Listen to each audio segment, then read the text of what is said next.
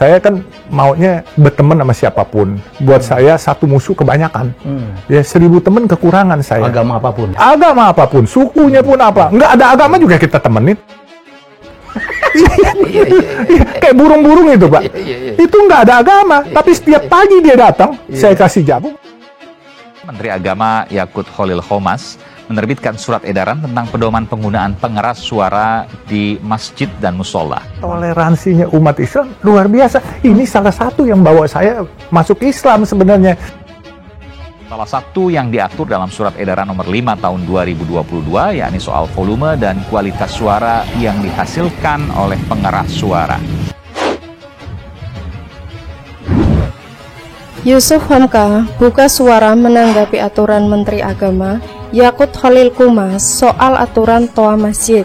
Ia mengatakan dukungan terhadap aturan menak tersebut dan menghubungkannya dengan toleransi. Yusuf Hamka bahkan menyinggung soal Nabi Muhammad SAW, di mana ia mengatakan bahwa seorang nabi saja bisa bertoleransi. Lantas kenapa manusia tidak bisa? Ya, menurutnya umat Islam harus mengedepankan toleransi dengan umat non-muslim. Dalam hal ini, penggunaan toa atau pengeras suara masjid.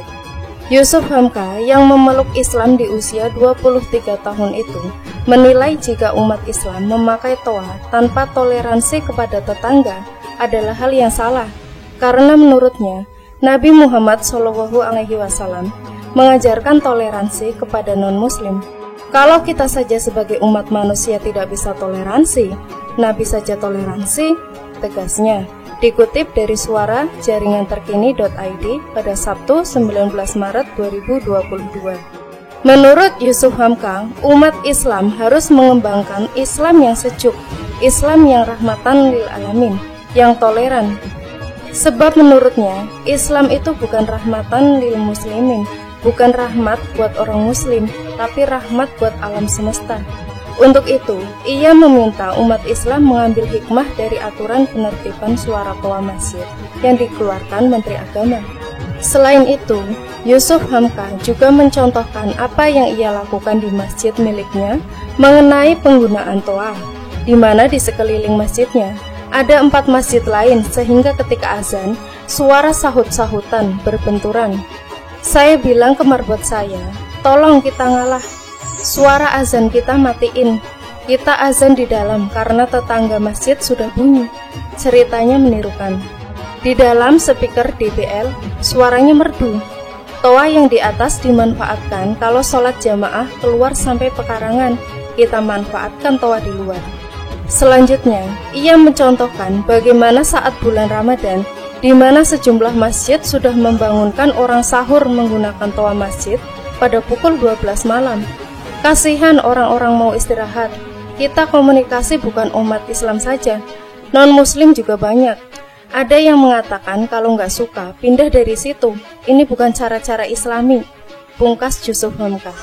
Diberitakan sebelumnya, Ketua Umum PA 212 Slamet Ma'arif mengatakan pihaknya berharap Presiden Jokowi segera memberhentikan Yakut Khalil Qomas dari jabatan Menteri Agama.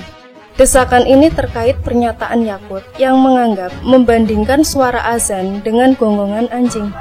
Berharap Presiden segera memberhentikan Yakut sebagai Menteri Agama karena telah membuat kegaduhan nasional dan patut diduga telah menodai ajaran agama, kata Slamet pada Jumat 25 Februari 2022. Slamet menyebut jika Jokowi tidak segera mengambil langkah, maka pihaknya meyakini bahwa penunjukan Yakut sebagai menang bertujuan untuk membuat gaduh ajaran Islam.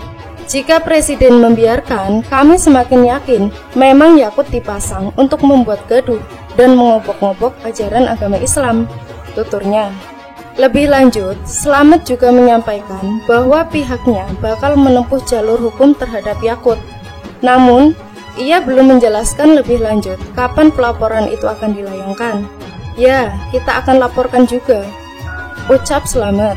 Menak Yakut dalam wawancara dengan sejumlah awak media di Pekanbaru sempat menjelaskan bahwa volume suara toa masjid dan musola harus diatur maksimal 100 desibel. Selain itu, waktu penggunaan disesuaikan di setiap waktu sebelum dan sesudah azan. Ini disampaikan Yaqut untuk menjelaskan surat edaran yang mengatur penggunaan toa masjid dan musola yang dikeluarkannya beberapa waktu lalu. Ia kemudian mencontohkan suara-suara lain yang dapat menimbulkan gangguan, salah satunya gonggongan anjing.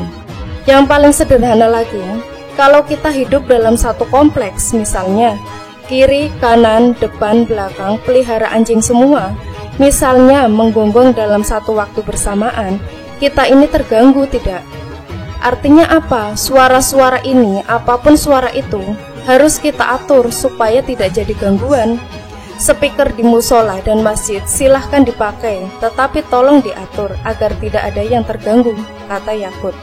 Di sisi lain, Kementerian Agama melalui pelaksana tugas atau PLT Kepala Biro Humas, Data dan Informasi, Tobib Al-Asyar juga telah mengklarifikasi bahwa Yaqut sama sekali tidak membandingkan suara azan dengan suara gonggongan anjing. Menak sama sekali tidak membandingkan suara azan dengan suara anjing, tapi Menak sedang mencontohkan tentang pentingnya pengaturan kebisingan pengeras suara, kata Tobib dalam keterangan resminya pada Kamis 24 Maret 2022. Lembaga Kerapatan Adat dan Alam Minangkabau (LKAAM) Sumatera Barat mengecam pernyataan Menteri Agama terkait analogi gonggongan anjing saat penjelasan soal pengeras suara masjid. Perlawanan kepada pernyataan yang dilakukan oleh Menteri Agama ini, dan saya haramkan dia untuk datang ke Sumatera Barat. Ya. Yang melawan dan yang marah-marah ini banyak loh. Ya begini, soal boleh nggak boleh itu kan harus ada dasarnya dalam agama. Betul. Dia melarang dasarnya apa?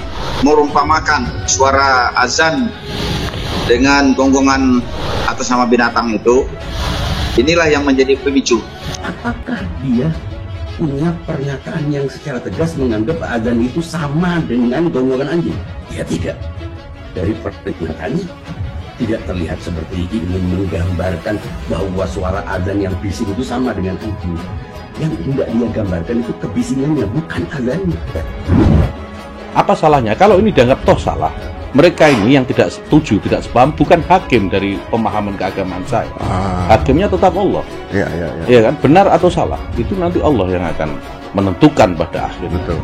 Tapi saya memiliki keyakinan. Kan Anda begini kan, itu kan banyak. Saya kalau jadi Gus Yaqut, saya, waduh.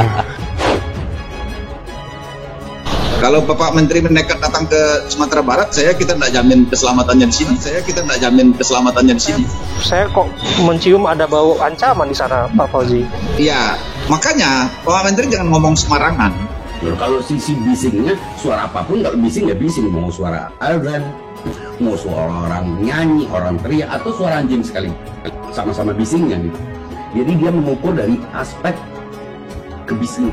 Ada anjingnya katanya sekarang itu kan. Nah, karena perbedaan-perbedaan yang seperti itu pasti terjadi keributan-keributan. Apakah tidak mungkin menyatukan sebuah paham yang sama di Indonesia? Ya, saya kira tidak perlu juga. Apa perlunya menyatukan paham? Biarkan saja berbeda. Biarkan saja, karena memang Tuhan itu menginginkan kita berbeda. Jadi, Tuhan itu juga tidak berkehendak kita ini sama. Jadi, tapi jangan ribut gitu ya. Jangan ribut ya.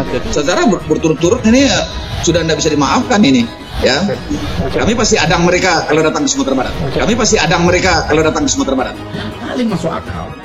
Orang menghina agama bila dia tidak menganut agama itu. Mana mungkin dia menganut agama itu artinya menganggap agama itu benar. Berarti dia menganggap agama itu sakral. Jadi kita ini memang diciptakan untuk berbeda-beda. Dalam perbedaan itu, maka Tuhan memerintahkan kita untuk saling bersilaturahmi, untuk saling bertemu dengan yang lain, untuk berdiskusi, menyelesaikan persoalan dengan dialog dan seterusnya. Jadi bukan dengan keributan.